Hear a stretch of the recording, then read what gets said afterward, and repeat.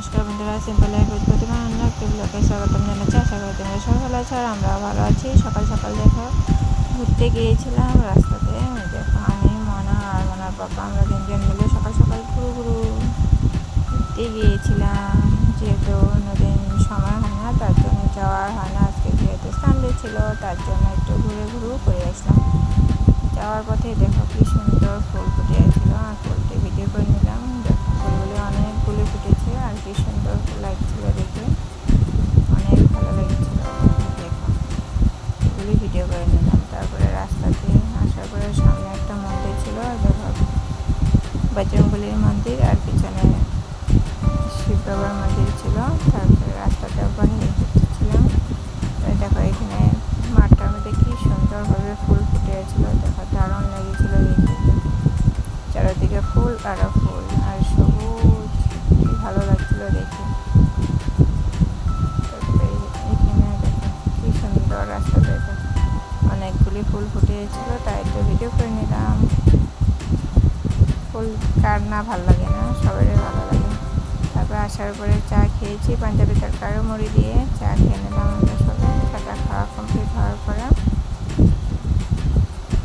ওনাকে পড়ানোর ছিল, যেহেতু মানডে এক্সাম ছিল, তার একটু পড়ালেখা করানোর পরে ঘরটা মুছে নিলাম। ঘরটা পরিষ্কার করে নিলাম, ঘরটা মুছে পরিষ্কার করে নিলাম। তারপরে রান্না বান্না করবো। টক পাতা দিয়ে ডাল বানাবো আজকে। ধুয়ে পরিষ্কার করে নিলাম, তারপর টক পাতাগুলো দিয়ে দিলাম।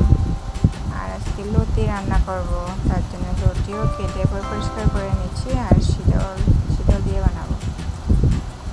তারপরে পেঁয়াজ কড়াইতে তেল গরম করে দিলাম, পেঁয়াজ রসুন দিয়ে ভালোভাবে ভাজার পরে শুটকিগুলি দিয়ে দিলাম। তারপরে কচুগুলি দিয়ে নুন হলুদ জিরার গুঁড়া লঙ্কার গুঁড়া এসব দিয়ে ভালোভাবে ভেজে নিচ্ছি। তারপরে ভাজার পরে দিয়ে দেখো টক পাতাগুলি দিয়ে দিচ্ছি। তারপরে পরিমাণ মতন জল দিয়ে দিচ্ছি সিদ্ধ হওয়ার জন্য, মাখা করে বানাবো।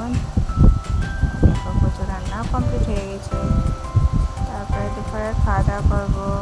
ভাত তো ছিল, তারপরে ডাল বানিয়েছিলাম টক পাতা দিয়ে আর শীতল চাটনি বানিয়েছিলাম আর কচুর লতি শীতল দিয়ে ছিল দুপুরের মেনু। তারপরে দেখো ব্লাউজটা কেমন হয়েছে কমেন্ট করে জানাই। ভিডিওটি ভালো লাগলে লাইক কমেন্ট শেয়ার করে দিচ্ছি।